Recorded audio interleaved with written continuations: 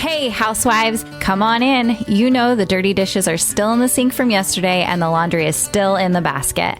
Pop your AirPods in and make yourself at home here. I'm Tracy. I'm Tori.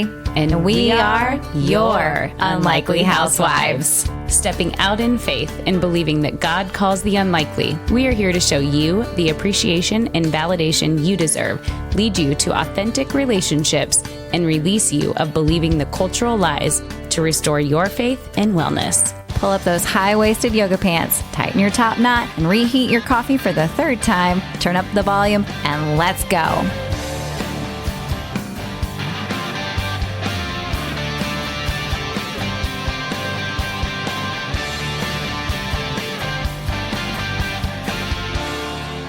Hey, housewives, welcome back. Hey, housewives. We're so excited to have another episode and an incredible guest with us today. And he is in studio, which we love when we can have local people come visit us. And Tori, I'm going to let you introduce him. Yes. So today we have Danny Zeck. He was born and raised in Leavenworth. He, along with his 2 sons and 3 grandchildren, attended Leavenworth Unified School District 453 schools. Mr. Zeck, who owned and operated a car dealership for nearly 30 years, served on the Leavenworth USD 453 school board for 16 years. He and his wife, Dinah, have been married for 52 years and live in Leavenworth. They have 2 grown sons, 5 grandchildren, and 5 great-grandchildren. But he is currently serving on the Kansas State School Board. Welcome, Danny. Thank you. I'm glad to be here. Yeah. So I have to tell a little bit of background on how we got to meet. We met through the White Rose charity ball that I hosted back in October of 2023. And I met Lisa. And then she introduced me to the rest of the people at her table. And that included you and Dinah. And Dinah happens to be her sister. Yes. And so Dinah and Lisa, oh my goodness, they are quite the pair. I adore them.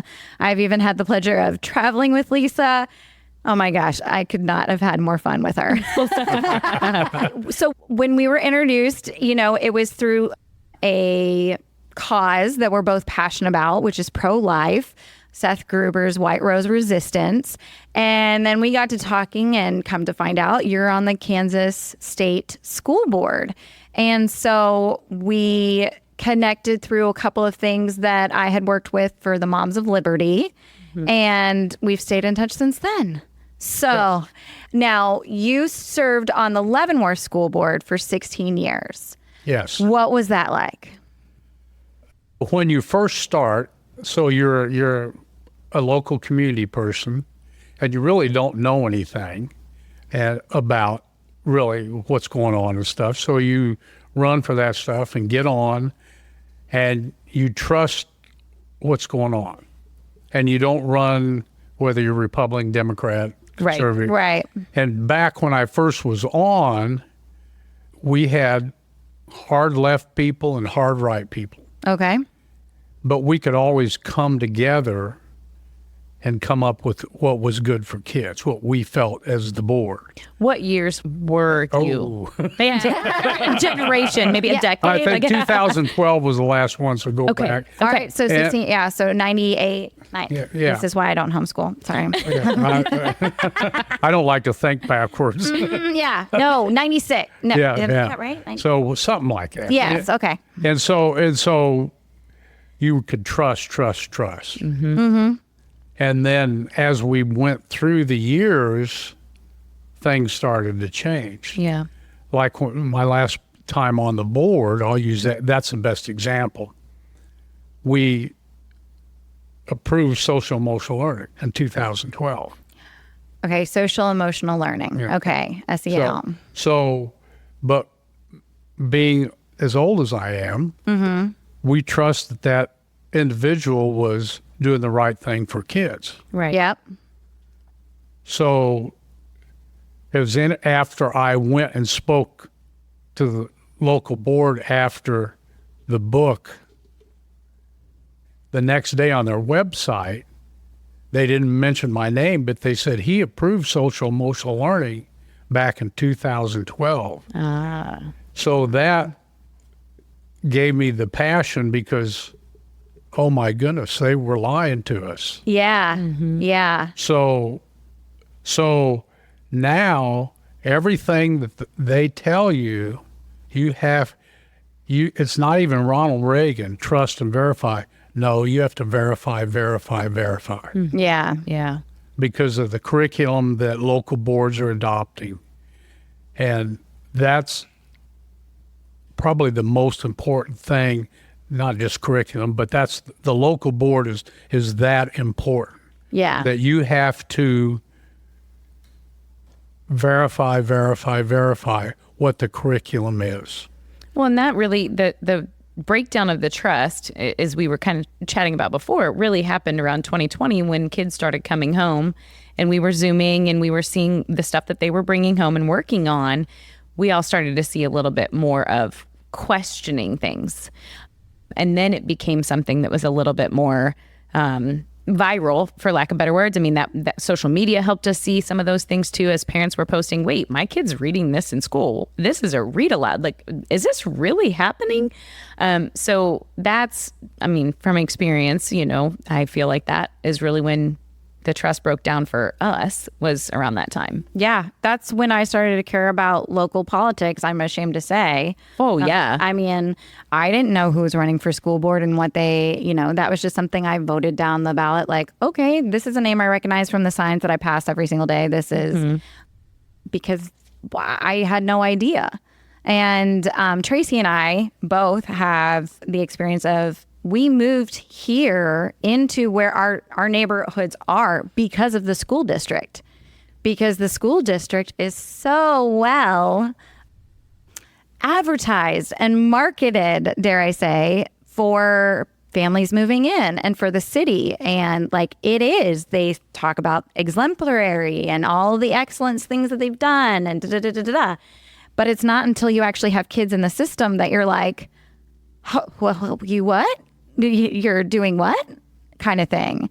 So let's real quick. So talking to, if you were to give advice to somebody who is moving into a area where they're considering the school district, what are some key things that they should look for? Like, how can they know some of these things? Should they see if they can attend a school board meeting before they move into that neighborhood where their kids will be schooled? Or how should parents, what's the best way for parents to figure out? If you're thinking about moving into a place and you have the ability, I would go and look what the curriculum is, look at all the different things they're teaching, ask about all the different surveys that they're teaching. Okay. Or wanting the kids to fill out. Or want you to fill out. Okay. Yeah. And ask to look at, actually read them. Okay. Before because they are in every school, every public school. Yeah. So you want to know what's going on beforehand. Right. So is that something that you would ask the individual school, or was that something that you would reach out to school boards and say, I'd like to see their curriculum for the school? No, district? You reach out to the school district at the district office. Okay. Awesome. And they may, if you're asking for stuff to look at, they may make you pay for the copies and that type of that. That's one of the things that we see now, and they can charge whatever they want. Oh, so kind of having some red tape to go through, dare I say. Yes. And everything that I tell you are things that parents have told me. Yes. Right. Because I'm so old, but I've been to there's 45 school districts that are in my district. So I've been to 25 of them. Okay. And I've been through 81 buildings. Wow. So I'm better, as you can tell, in person, because I can tell more. And so there is, on the other side, let's get the positive too. There's a lot of good things going on. Yeah. Yeah. Most teachers want to do the right thing. Yes. Right. But the federal mandates, the federal money coming into the schools causes things to be different.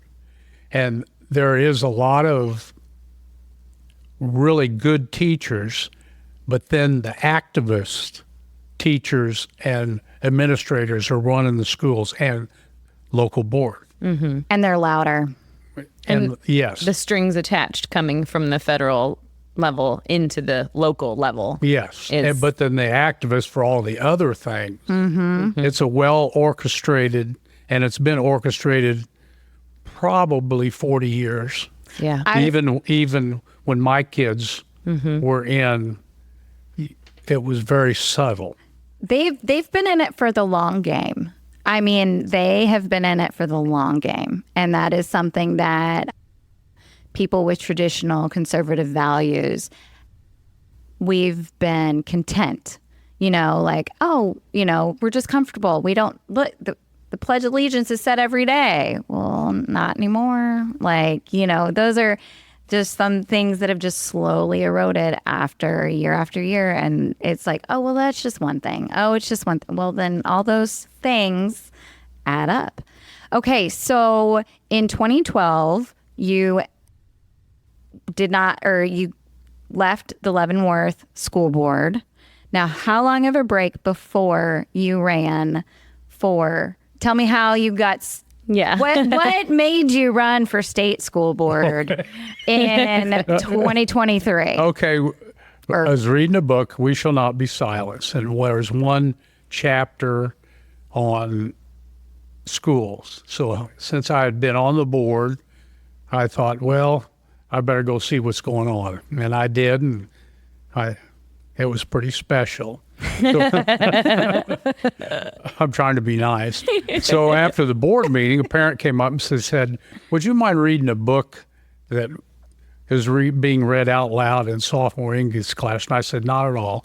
It's True Diary of a Part-Time Indian. And what is sad about that book, the story is really good because it's about an Indian that went from the reservation to a local school from the reservation. So, but the author put all this sexual stuff in there, which shouldn't be read out loud within a boy and girl class. Yes. No. So after that meeting, after I read the book and I went and spoke in front of the board, after that meeting, Mrs. French, who passed away, called me and said, Danny, there's an opening on the state board. And I said, I'm going to run. And that's how I got started. Okay, but the other key part is you said, I'm going to run. But who had you not spoken to first? The boss and the family, my wife, and now it's 54 years. Oh, they're 54 years. That's awesome. That is awesome. That is a milestone. I'm a blessed husband. Yes, you are. Okay, so but what was that conversation like when you said, "Hey, honey, just got off the phone with Ms. French, and I'm going to run for the state school board"?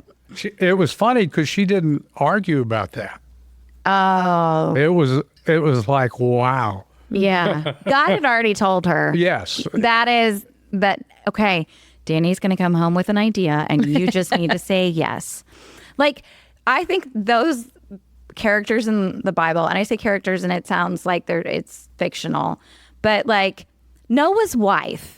Can we talk about the faith that Noah's wife had? Mm-hmm. And like, what was that conversation between Noah and his wife? All right, babe. All right. So I got a vision from God and I'm going to spend the next 120 years building a very, very large boat.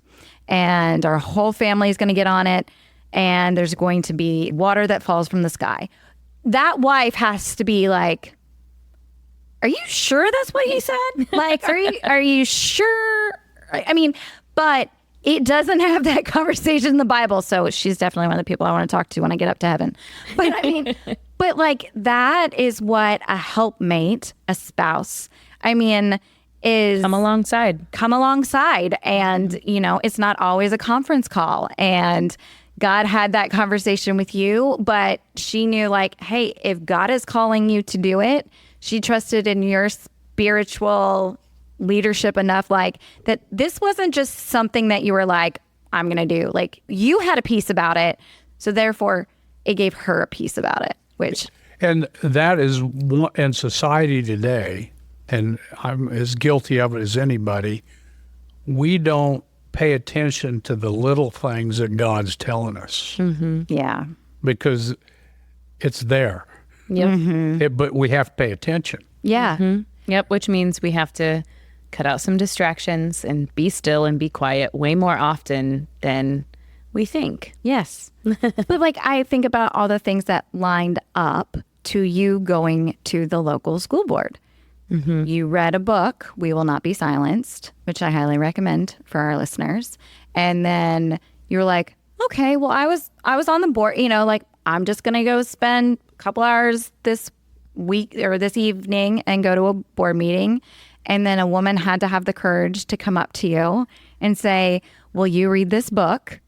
And then, like so many things in place. It was, affirmed throughout, like God just is like, step, step, step. And then, and then Dinah just going, okay, all right.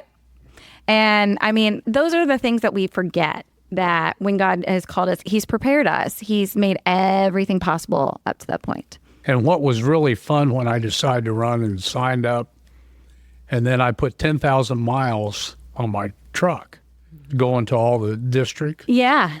And that was the greatest thing ever, just getting to meet people. And excuse me, but women are like dogs. They know if you're telling the truth. So I don't mean that in a negative way. Not at all. You know what? Next time Andrew calls me a female dog, I'm going to be like, you're right. That's absolutely right. And so I'd go speak someplace. And everybody, the ladies would come up to me, say, hey, can you come to speak to this? And so I'd go to all these different places and speak. Yeah. And what's sad today is the women have more gumption than the men. Yeah. Yes. And it's sad because if we don't speak up, now we don't need to be mean. We're supposed to be nice and all that stuff. Yep. But speak the truth, and you can't worry about what's going to happen because you're going to be persecuted. But people are scared to death to lose their job, and I totally get it. I totally get it. But boy, when you see stuff that's not right, you have to speak out. And I believe the good will come of it. yes. Well, God uses all things for the good of those who love him. That's one of I think that's my favorite scripture, just because he will use all things. So on that, because our audience is I would say a majority of Christian mamas in their 30s, 40s. We've got some grandparents in here that listen, but like, how can our mamas and women encourage their men to stand up and stand out? Because Dinah didn't force you to go to a school board meeting.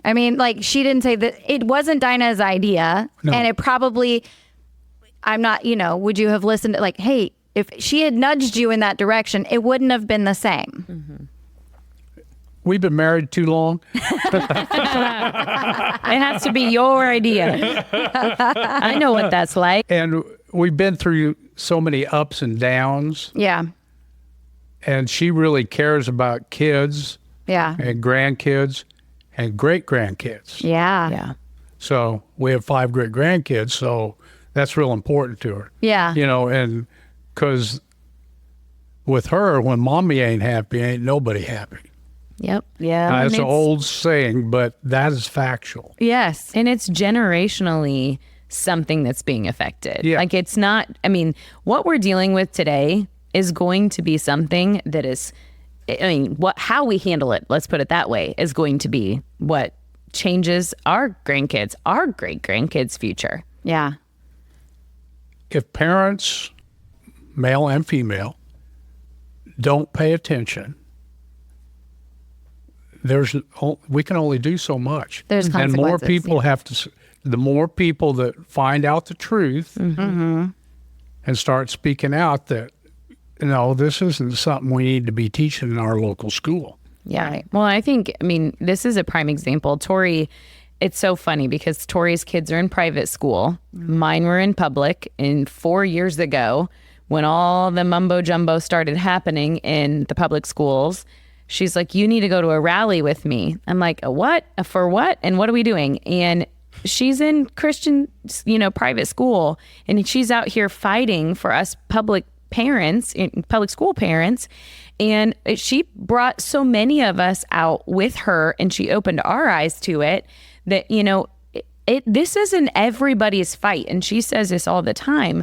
Her kids are out there playing, in the streets with kids that are in public schools, and moving on when our kids get older and they're, getting married, whether you're in private school or public school, it's like the foundation of how you're being raised is what our kids are going to face when they're looking for their partner. Like, we need to be fighting for our kids, not just in the books they read, but in where the system's headed. So even today, this is how you have to pay attention to the private schools. Because if they're worried about accreditation, Yeah. they're going to get with the State Board of Ed, and if they want to be accredited, they have to teach certain things in their school. Okay. Because they're going to get federal money. Okay. So what kind of accreditation is that? What's the title of that? Accreditation for their school. So when the kids graduate from their private school, they have a piece of paper that said they graduated from high school. Right. Okay. Go ahead. You can say, Danny, you cannot offend us or our listeners. And I'm not so sure that matters. And since I'm a private enterpriser my whole life, if the product, now the private schools need to take no money, no public money, except from donors. And don't worry about being accredited with the state. But the product they put out, and I'm not that's my way I use language. The product that they put out, if those kids want to go to school, post-secondary, I hate that word, but if they want to go there to college, they can take an entrance exam and probably will pass it 10 times better. Then I can't prove that. Yes. But the likelihood. But if your product you're putting out, then you don't have to worry about donations to your private school. Yes. Because free enterprise, which they're trying to take away, that's the way our country was founded. Yes. So since I've been in the car business for so long, so you can go any place in the world, especially today with the social media stuff, and buy a car and have it delivered to your house. Yes. So your product, the way you treat people, what you do for kids, you don't have to worry about being accredited. I get calls. This is awesome, so cool that I get calls all the time. I had a mom that's been homeschooling her kids for 10 years. Well, they're going to graduate, and she wanted to know the graduation requirements. And I said, well, you can go online and look what the graduation requirements is. And if you want your child to do that, that's fine. But if you don't, and if they want to go to college and stuff, maybe you look at what is required and maybe you teach them that and maybe you don't. And then maybe you take ACT or SAT. They're not as important today. But if they want to go to a certain college, go take an entrance exam. And don't worry about getting that piece of paper. If the college says you need that piece of paper, then have them get the GED, and they'll probably. We have a lady on the state board that is GED, and she's one of the smartest people on the board. That's okay, because these are the things that you don't know what you don't know. I mean, before kids, I grew up in public school, and I had a phenomenal education in the Plano School District in Texas. Obviously, it's a lot different now, but at that time, the stereotype of homeschool kids, I mean, okay. So there was literally a family that had like 5 or 6 kids that just ran around like rugrats down the street from our family from our house. And they counted, and I'm not kidding, like they were 2nd and 3rd graders, like 1E, 2E, 3E, 4E, 5E. And then when you see homeschoolers like that, you're like, yeah, no, I'm good in public. I'm good, But homeschool has changed so much. School options have changed so much. I mean, last season we had Mila Little on here, who's got a kid in public school, and then she's got some in co-ops, and then she's homeschooling some. And then, I mean, parents don't realize the public school is not the only option anymore. It's not just public versus private anymore. There's so much flexibility to make it work for you and your family and your values. And so we've been sold the lie that we need to get a high school degree and then we need to go to college. And I highly recommend everyone read Charlie Kirk's book, College is a Scam, because some of the smartest people I know did not go to college. And I've told my girls, and my husband and I have been saving for college, since they were babies. And I'm like, hey, if you don't want to go to college, or if you don't want to be a doctor or a lawyer, I'm okay if you don't go to college. Like, we'll give you a down payment to start a business, to invest in something, but you don't have to go to college. Your mommy and daddy will give you real world experience. I take them to networking events, and they're 9 and 10. It's just, there's so many other avenues kids can go through now, and parents forget that or don't know that.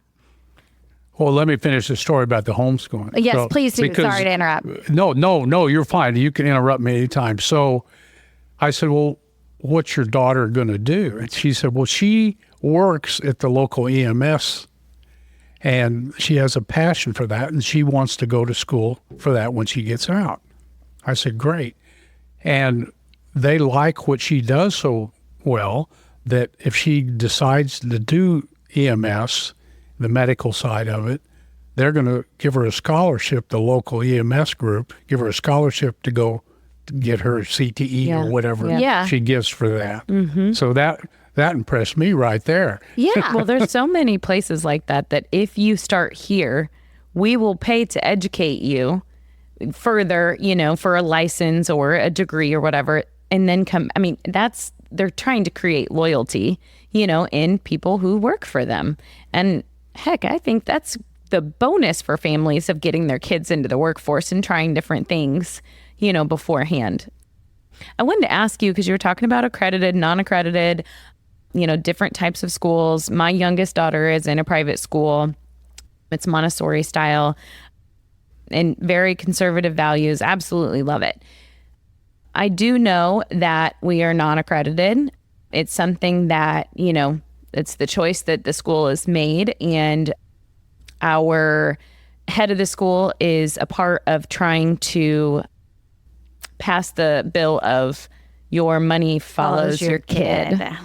How has that been presented to you guys? What's your opinion on that? What is your perspective? You mean vouchers and that type of thing? Is that what you're talking about? Yes. I'm against school choice. School choice. We've always had school choice. If you're in the public schools, and this has been forever, and you want to send your kid out of district someplace else, you go apply there, and they can say yes or no. Okay. But now they've been pushing vouchers, which is taxpayer money. No, go ahead. Come on. So now we're going to send that person, let's say they want to come to Olathe from Leavenworth. So now we're bringing the voucher. The school gets whatever the number is, but the taxpayers now of the Olathe School District are paying for that out-of-district kid that has no skin in the game. Okay. So parents can't say anything really because they're not paying property tax in Johns County. They're paying it In Leavenworth. In Leavenworth. Yes. Okay. And I'm going to big picture it now. Okay. Yep. They want to, because there's a lot of school districts that do pretty good. Mm-hmm. So they want to infuse lower producing kids into the other schools. Well, wasn't that already passed? Because our Blue Valley School District, Shawnee Mission, Olathe, we do have kids who are bused to our schools. That is happening. Yes. Okay. So it was passed. You can be absolutely honest, Danny. I know. The big picture is, okay, I maybe have to back up a little bit. And this is my personal belief Absolutely. with everything that I've learned Yes. since I've been doing this.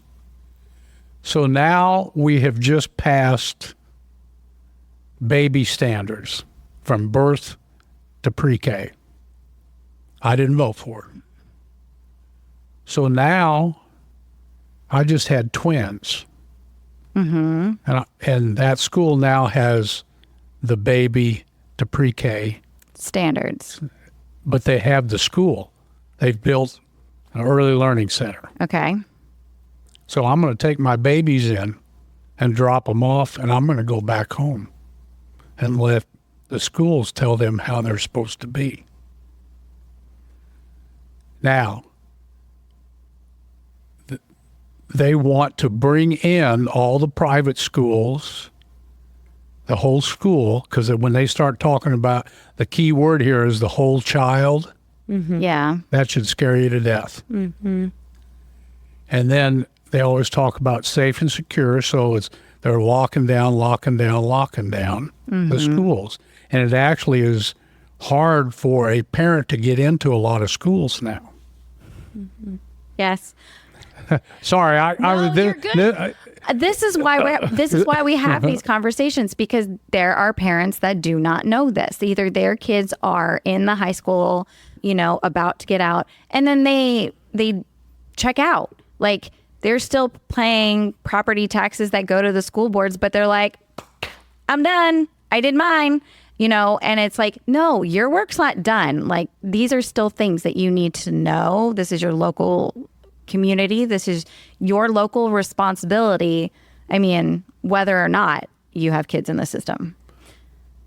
Socialism is about getting everybody to think the same way. Yes, it is.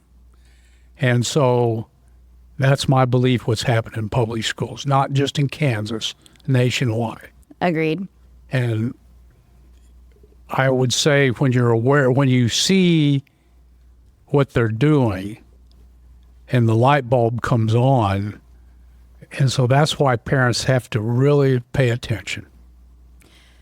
And I could go on and on and on, but unless you read those two articles, and then you'll probably have a podcast on those two articles. Okay, we'll have a side note. And Michelle got me those. Okay. Okay. Her and I are on the same page. For our audience that doesn't know Michelle, who's Michelle Dombrowski, and she's your representative on the State Board of Ed. okay And she is awesome. here in the okay. Yes, your area is blessed to have her. What district is Blue Valley, Johnson County? In District 2. We're District- No, District 1. Okay. But you share it.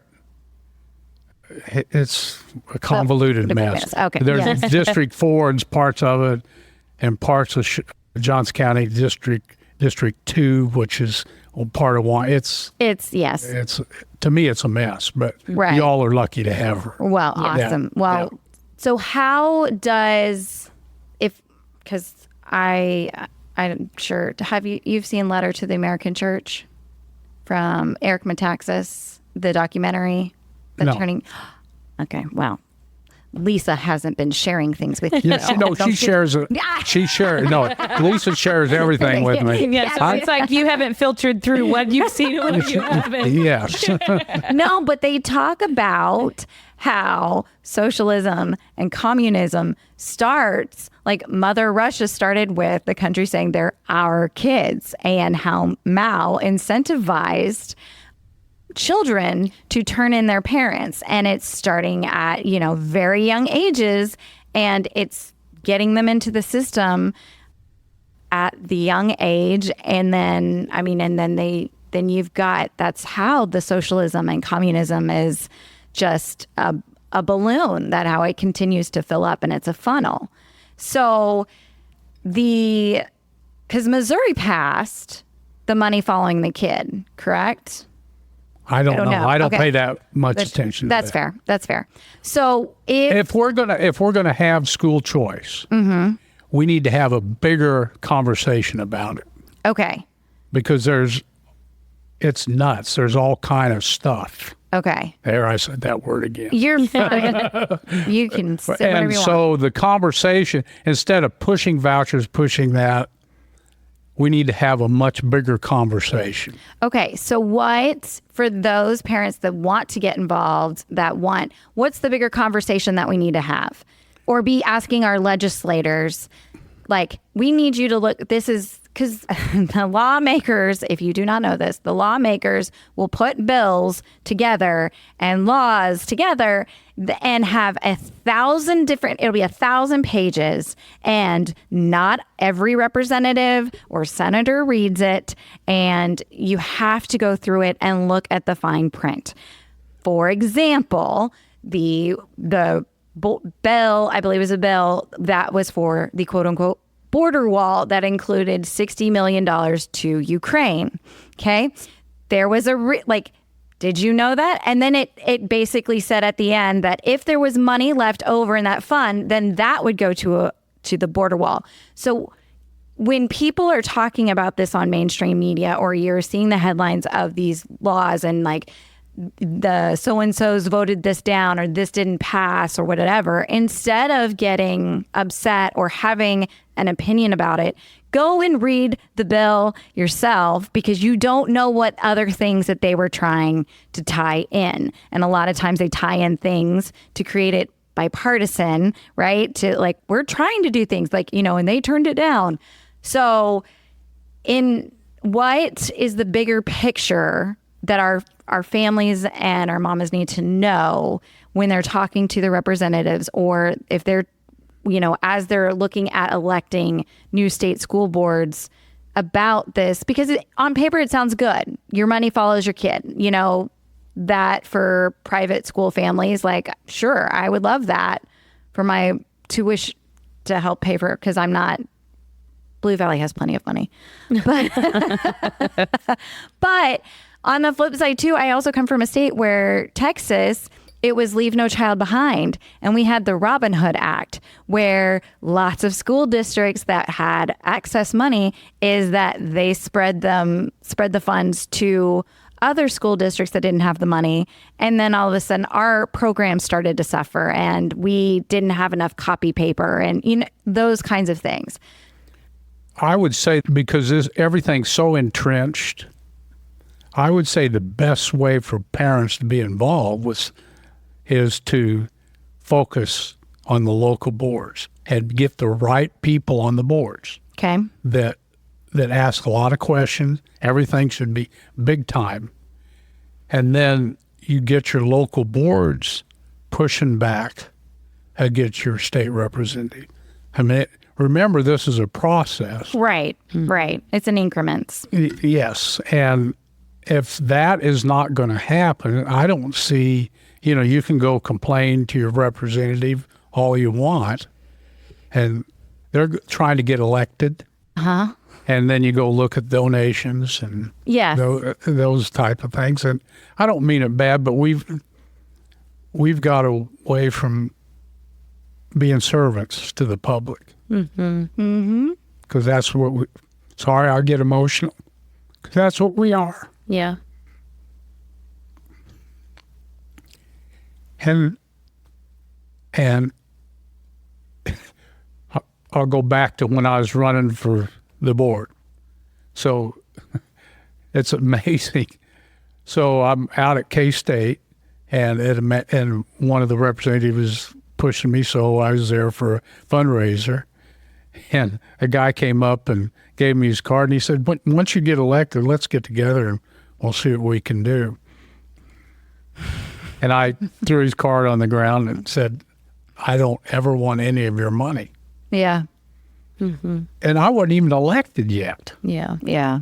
So, and I know, this is a non-paying job. You get it per diem, and that's really what we're supposed to be. Yeah. I mean, we've really turned it into a, political battle and a money here, money there situation versus for the kids, for the future, and I love to see your heart. We need more of that, and we fought real hard for our last local election with our school board candidates and had them all on here. And it really, it's challenging, we had them here and such great conversation. We prayed together. And it's just, we know their hearts were so there. They were sacrificing so much, each of their families and each of the candidates to serve. Their families were sacrificing for them to serve. And just what they put on the line to serve the rest of us, was just incredible. And then, to walk through, God obviously has a plan for everything. And, it was hard to watch them not all get elected because you knew if they were in those seats, it would be servant-minded.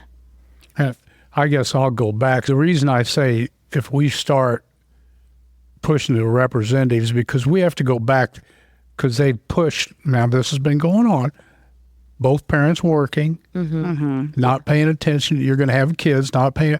Yep. So how are we going to change that? I'm not saying both parents shouldn't work. Yeah. Right. But how are we going to get parents focused on your kid? It's important that your kid develops to be a critical thinker, can get face-to-face with people. Yeah.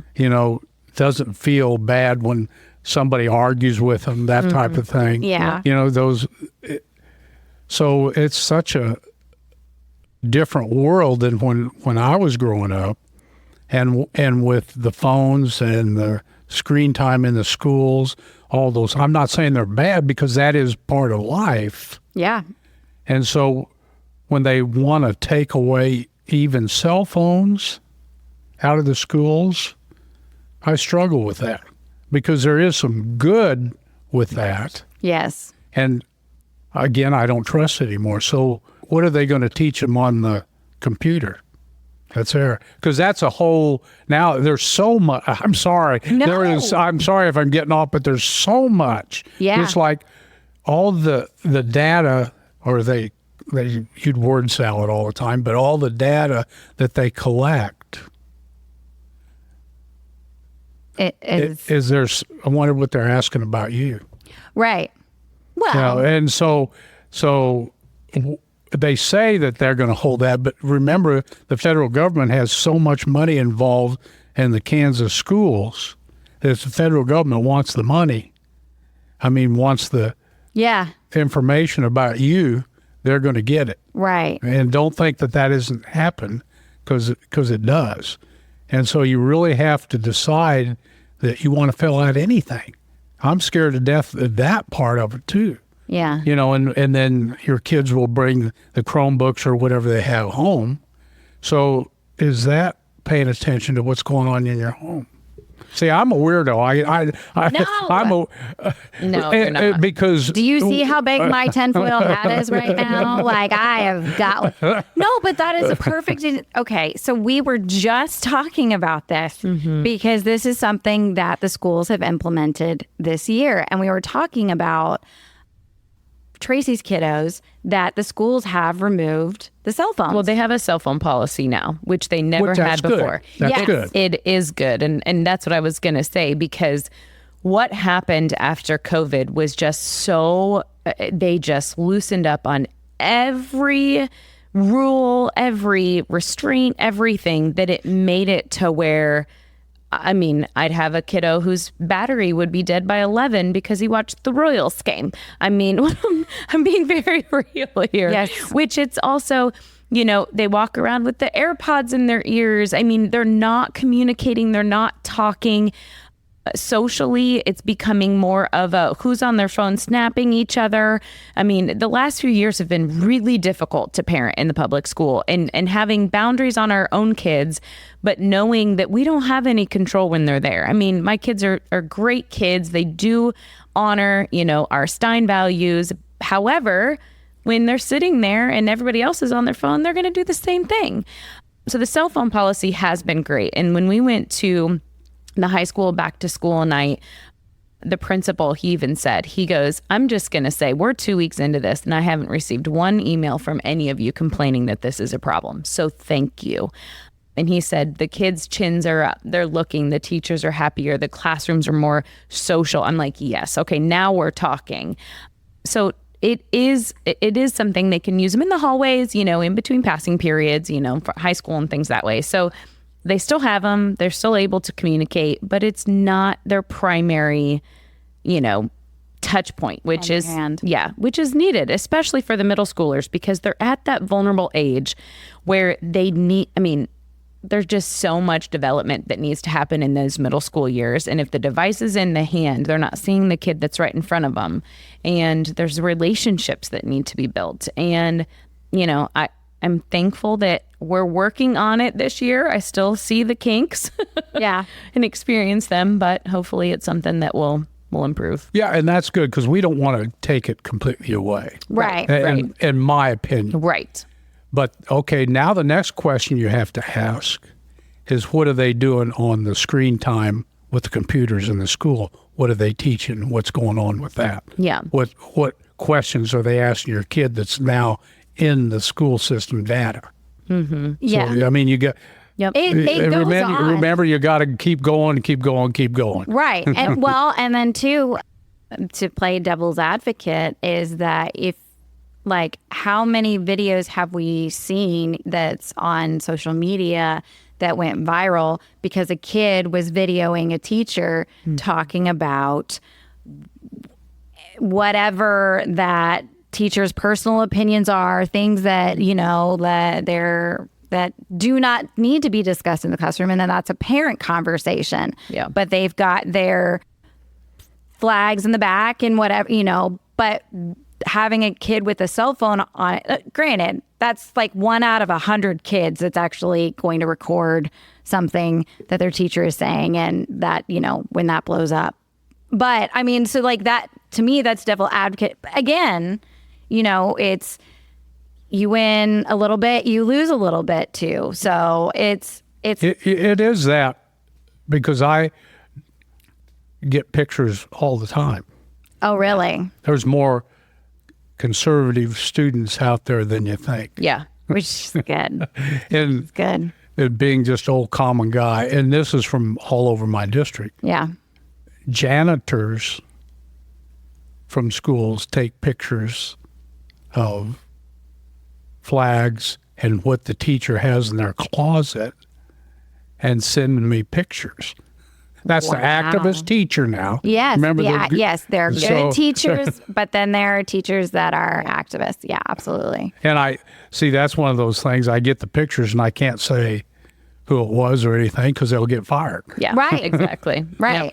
Yeah. But I think that when I spoke out at the school board, I think that was one of the things that I was telling you, once it went out, then the teachers knew who could come to me, who thought and believed the same thing that I did, but couldn't within the school, or you got to have that, safe place. Because Yes.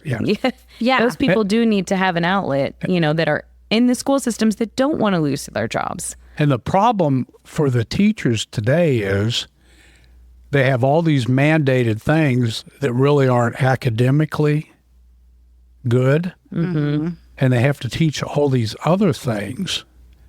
And that others, you'd be surprised at how many teachers don't want to do that. Mm-hmm. Teach those things. Well, and again, it's like you said, the security and the understanding, you don't want to speak out because you don't want to lose your job. And while there has been the last couple of years since, I would say, COVID, a big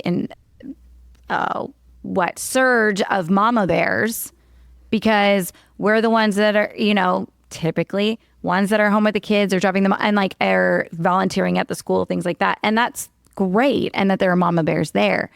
But we need the men too. And we need the men fathers to speak up and speak out, to run for school board, to do these things, because we do. I mean, you'd vote 7 women into a school board and holy cow, I can just imagine that would be a middle school. Middle school. I guess no. No, I don't want, again, the masculinity needs to be there, and men come at things differently than Less emotionally. yes, less emotionally.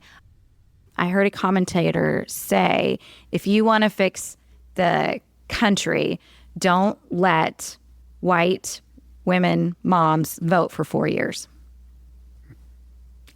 And that's my demographic. Like, that's who I am. And I actually go, yeah. Because it is. It's our demographic who is having sympathy and empathy for these things, like the gender affirming care. And like, no, where are you getting your views from? You're getting a headline from Twitter. You're getting a headline, X. But I mean, it's like, I absolutely agree with that statement. If you took out that demographic from voting, like, I think for 4 years, I think we would be much better off. And I can say that because I am a white woman and mother. So it's not. Cute one at that. And oh, well, thank you. just so you know, it's sex. You're either male or female. Yes. There's no gender. But let me tell you, since how smart you have to watch. So one school district I'm in, and this is a bond issue that was taxpayers are paying for. So they're very smart. Mm-hmm. So in the grade school they remodel, there's the new bathrooms. It's good. There's a boy and girl, and where you wash your hands in the middle, and then area of glass where you can see in what's going on. So dumb Danny looks at stupid stuff. So I said, I want to go in to the boys' bathroom. Mm-hmm. There's no urinal. Okay, that's a grade school. So they're desensitizing the boys. Mm-hmm. I go to the high school and visit, and they've remodeled there, and they have the bathroom where anybody can go in. Yep. So there's no urinals in those either. Yeah. Mm-hmm. So that's how smart they are. Yeah. And that's how smart they are. Yeah. And you think it's no big deal. Like, it doesn't, and the Kansas City airport is. Yeah. That's the same thing. And I understand the safety issue. The walls are all the way, like the doors, and it's fine. But it's still like, I mean, we traveled with our kids this summer, and I literally had to have a conversation with each of my kids. I'm like, when you go into the stall, you kick the door open and make it slam against the wall, so you make sure no one's not in there behind the wall. Like, yes, really, like, we have to have these conversations, because now there could be a boy in there that just was like, oh, girls coming in here, I'm gonna hang out, like, and it's terrible that it's the fear that they're developing, the desensitizing that they're doing. It's like, and now that it's in the schools where you're sending your kids, it's such a mind-blowing. So now I'll go back to the computers. Yeah. So we had a presentation from a Stanford professor. He was really, really good about AI. Mm-hmm. Oh, yeah. So I'm one of those old school where I have to print everything off. So I printed his presentation off. As a printer, I appreciate that. And I go to the back, and there's a disclaimer that said this article was actually written by a real person. So that right there should let people know that you got to really pay attention. And then I asked him on his presentation, I said, are you a real person? Yeah. Yeah. Is this not just a... And he was. Yeah. And he was very good, because he was saying you got to make sure you pay attention about AI.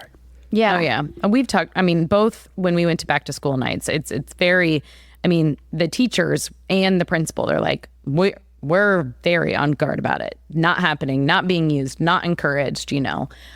But did you know that there is a math AI that you can take a picture of the math problem and it shows you how to do it and gives you the answer? No, had no idea. I mean, it was bad enough when our kids were asking, hey, Alexa, how do you spell occasionally? Oh, she's going to do that right now. No. Oh, just kidding. She's unplugged.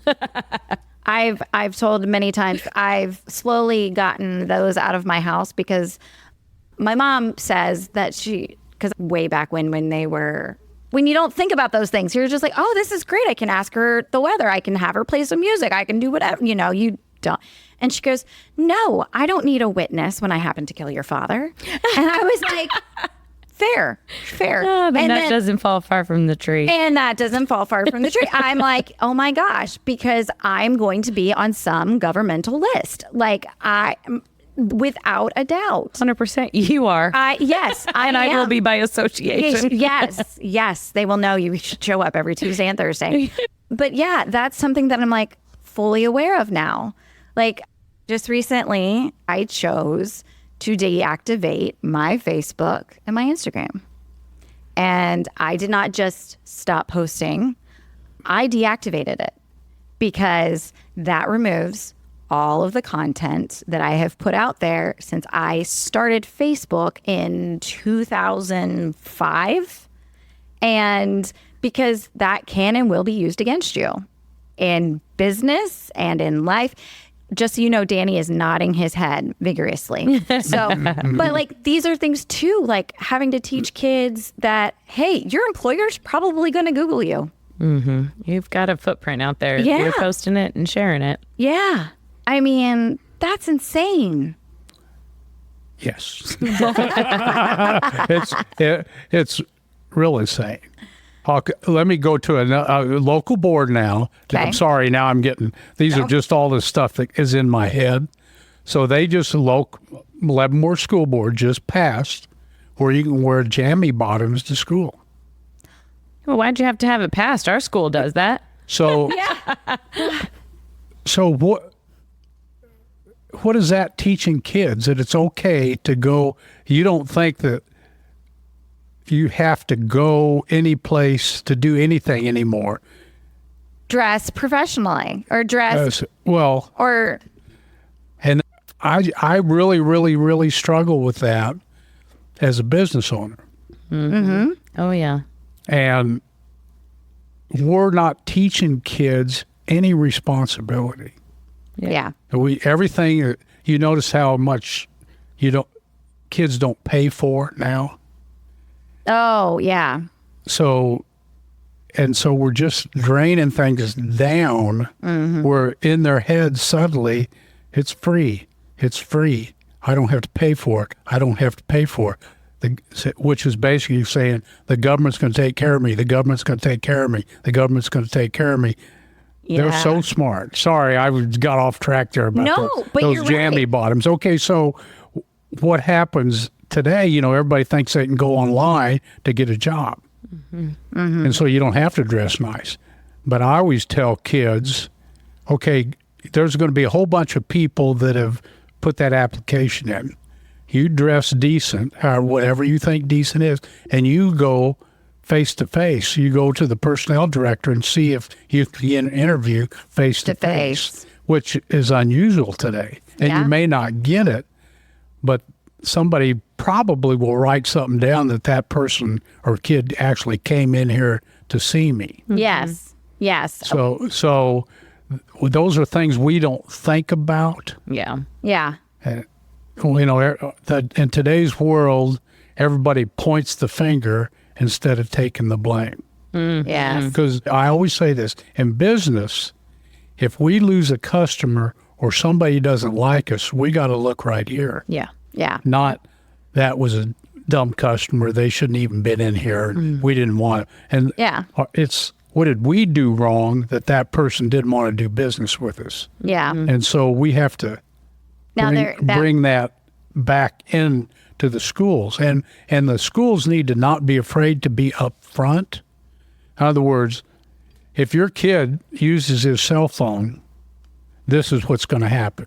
Just so you know up front, this is what's going to happen. Consequences. Yes. And you find out about the consequences afterwards. Right. And so I'm one of those ones you be more open about things. And being a business guy, we don't listen to really what the teachers, you know which ones are activists and you got to listen to all of them, but we don't listen to what's going on. I don't think. It's more top down. Yeah. Which I don't like, because in business, you got to listen to the people that are doing the work. Right. And it may not be anything you can do, but you got to listen to them. Yeah. And once you get that culture built, everything changes. Yeah. Yeah. It's not to say that you're going to implement what they're doing, but it has a two-way conversation Right. that is good. And we don't have that anymore. Yeah. So I know that's probably off track of what we're doing, but nobody's held accountable for anything. Yeah. Yes. And now I true. struggle. Really struggle, because that's, So you are State Board of Education. If someone were to come to you and ask you what you are most passionate about, what is your topic that you're there because this is what you want to change?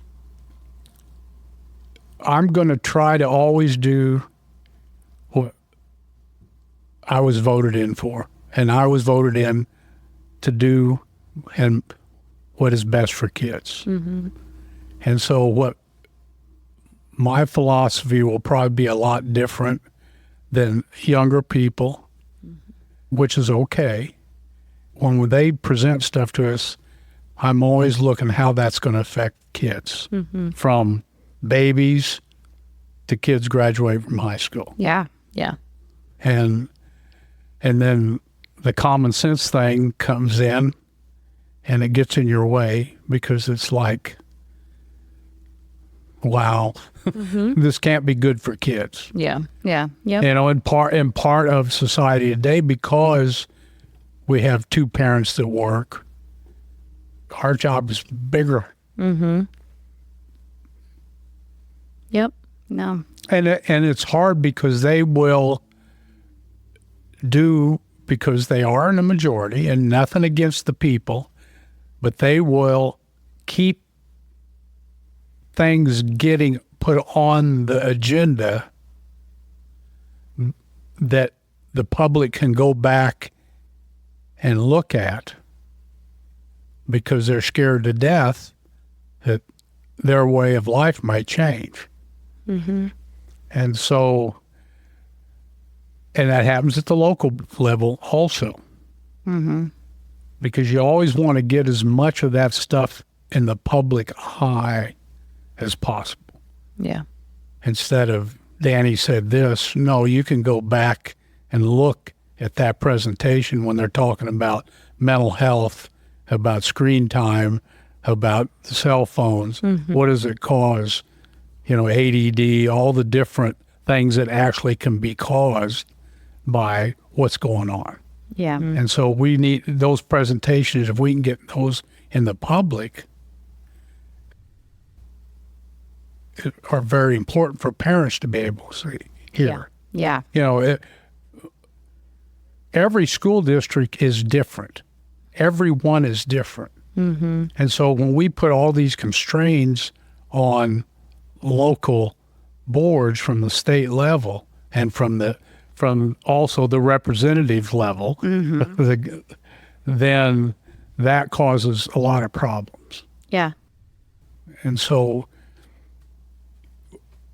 let each local area do what's best for their kids locally. Yeah. But it's on the voters to get the right people, vet the people, make sure who they are, because a lot of times, a lot of people, you'll vote for somebody, and I'm sure this happened to everybody in this room, that you thought was this way, and then when they started voting, You're like, right, you're voting against everything that I wanted. Yeah. Or you said that you were going to do. yes.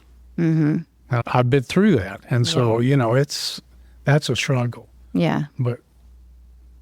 But here's something really good. In Sabetha, Lifewise Academy, which is a Christian group, what's interesting about maybe a smaller school district. So they worked it out with the local administration and everything. They bought a house across the street from the grade school and worked it out on Tuesday and Thursdays. It's volunteer. Parents have to volunteer.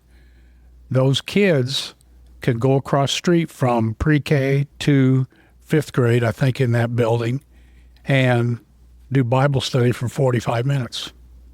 That's awesome. But that's nothing's funded by the school. No. You know, they work the planning time or wherever. Yeah. I don't understand all the little parts of it, but it's bigger than ever now. Yeah. They start out with 40, and I think they're up over 100 kids now.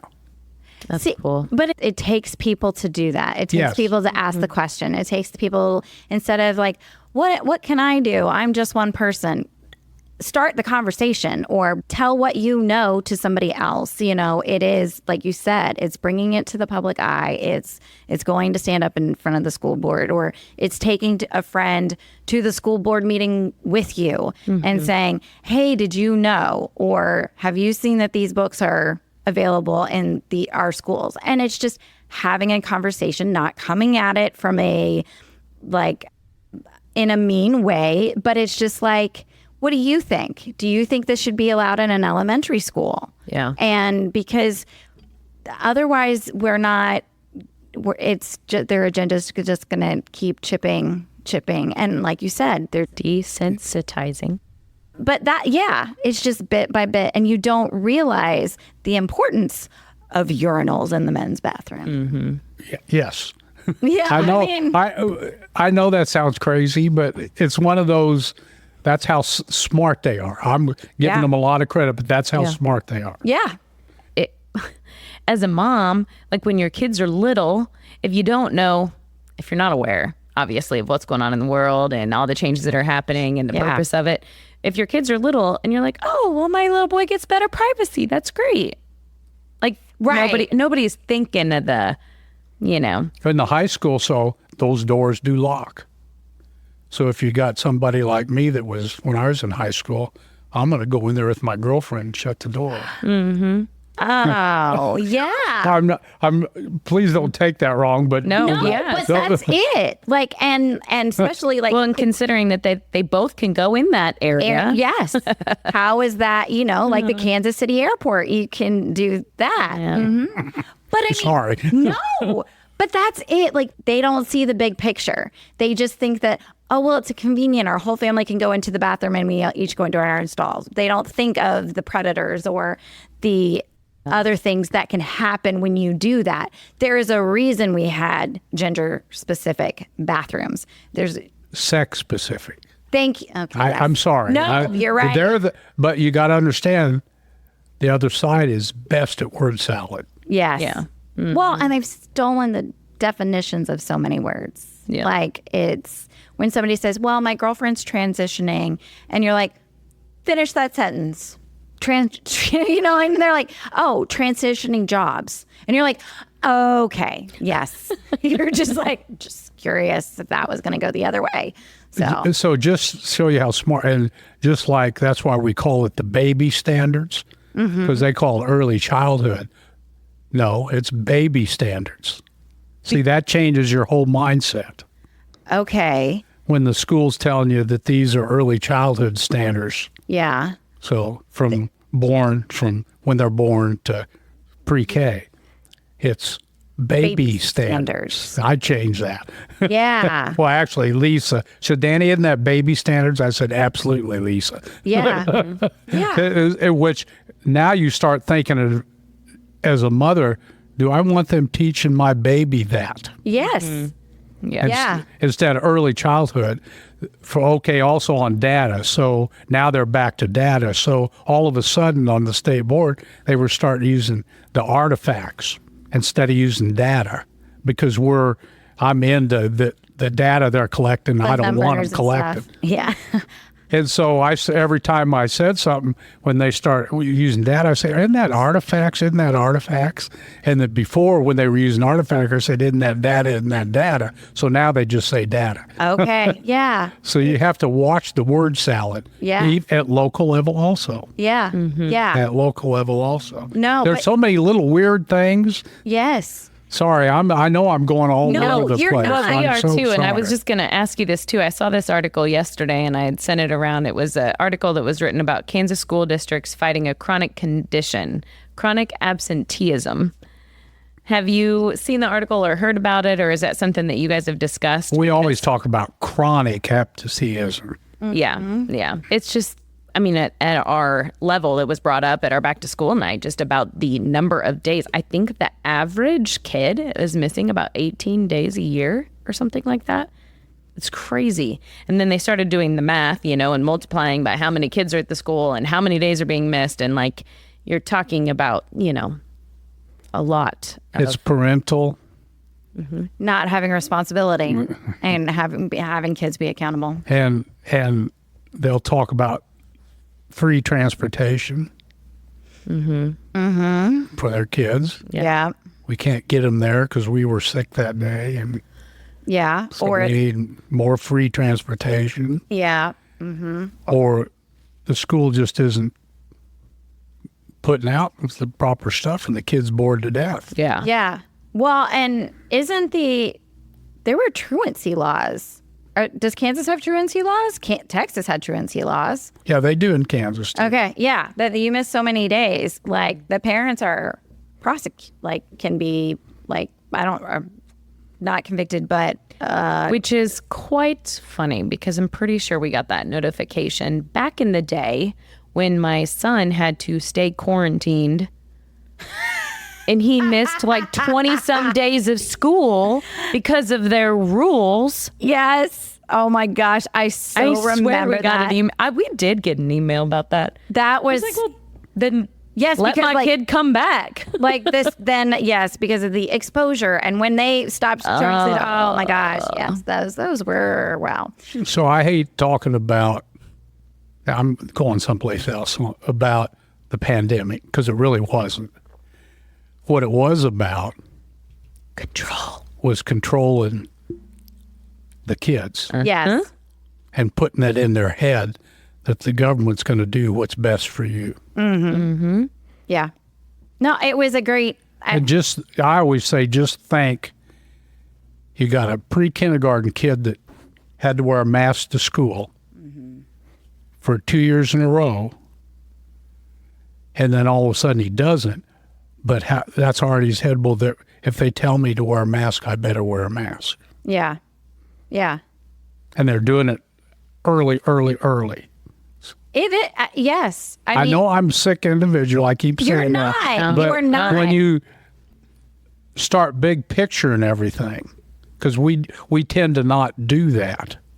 Right. We're focused right here. Right. And our whole, our little circle family, and we've got our kids involved in so many sports and so many activities that it's all we can do to get our kids from school, fed, sport activity to the, a good night's sleep, then do it again the next day, that it, practices every Monday through Friday. Games are all day. The tournament is all day Saturday. So where is the time for the two working parents to be reading, to be going to the school board meetings, to be looking and seeing what they're doing, to be sitting in on the teacher's class to see what they're teaching? Like they have created us to be. So we're at a point in life where we have to be so intentional and say, no, my priorities are Amen. My values are and then what am I teaching my kids?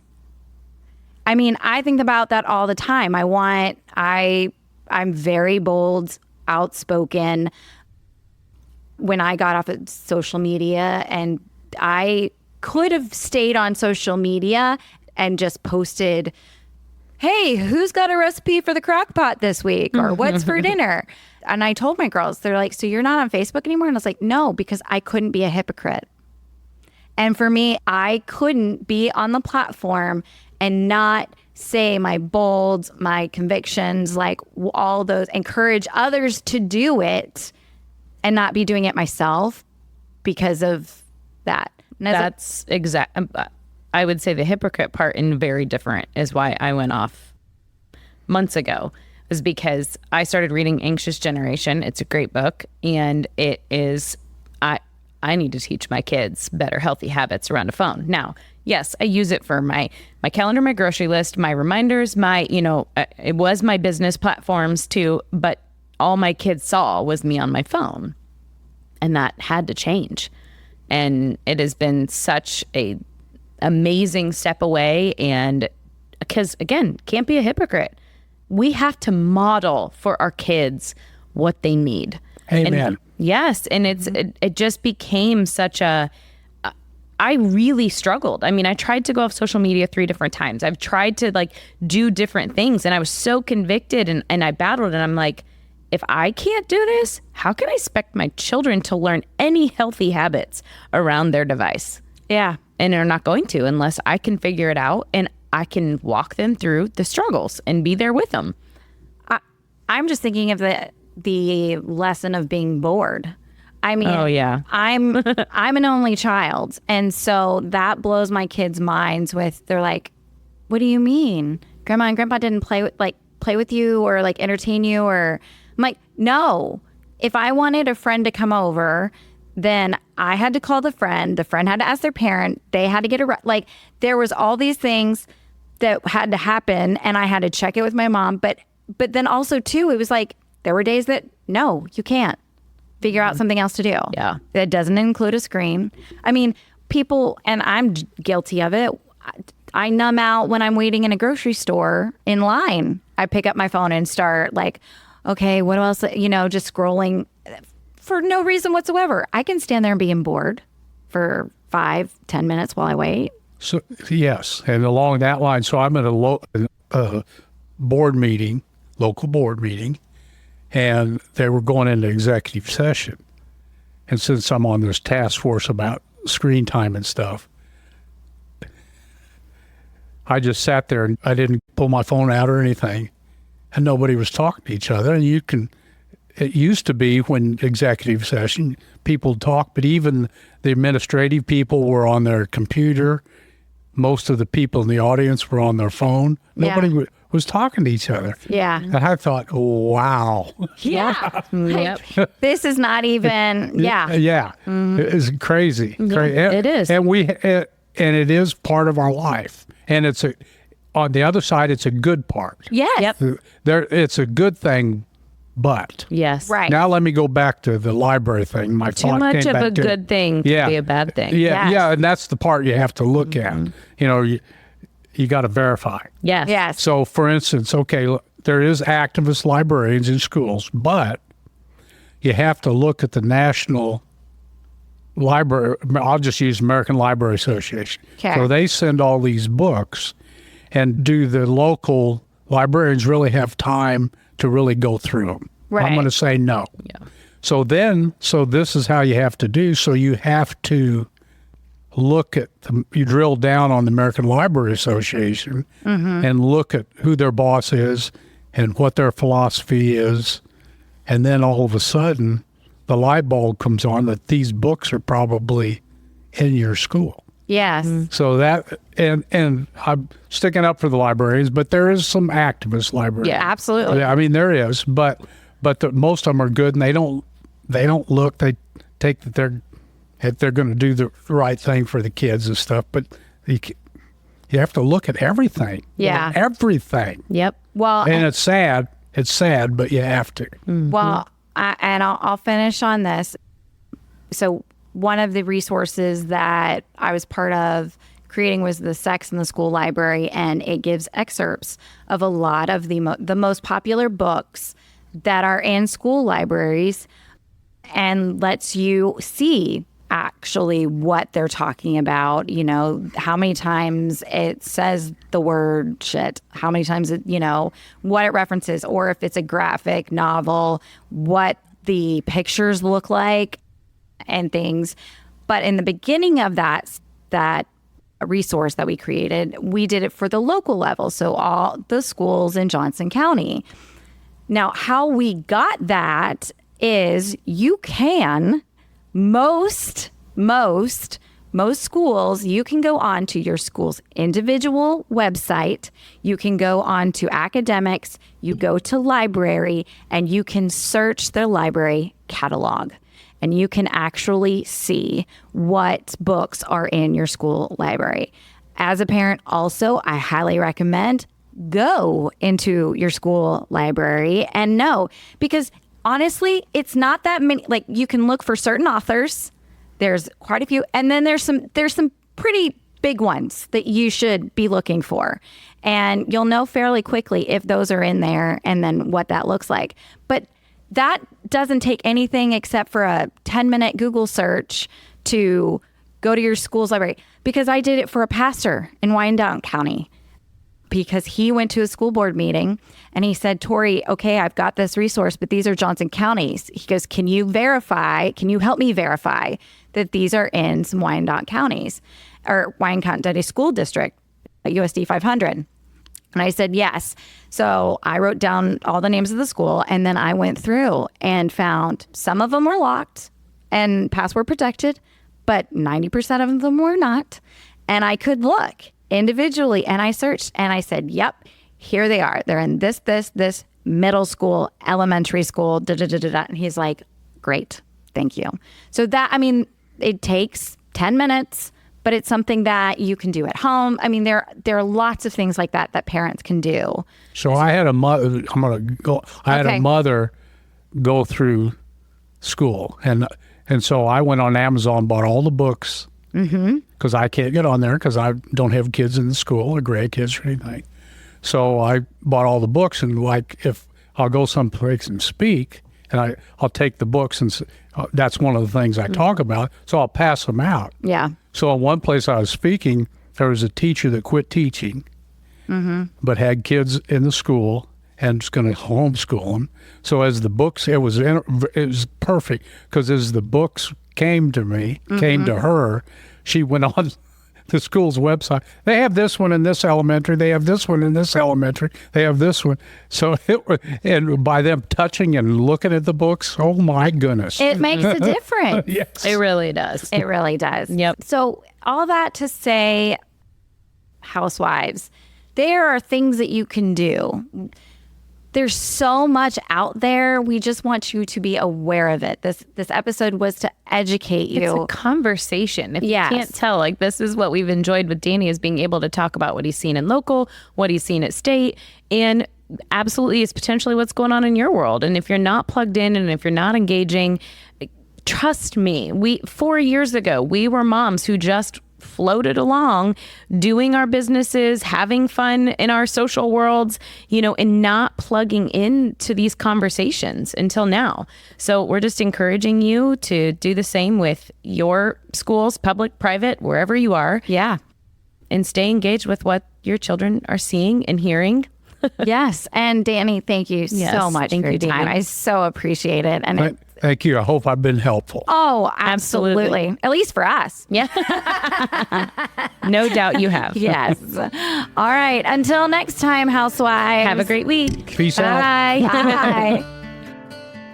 Whether we made you laugh or cry today, we pray you feel appreciated, bolder and braver than yesterday, stronger and more faithful for tomorrow, and living in who you were made to be today. Join our online community on Facebook, link in the show notes, and be sure to review and subscribe on Apple Podcasts or wherever you enjoy listening. Until next time, housewives, we give you permission to walk confidently, free, and to be intentional in your slippers or stilettos.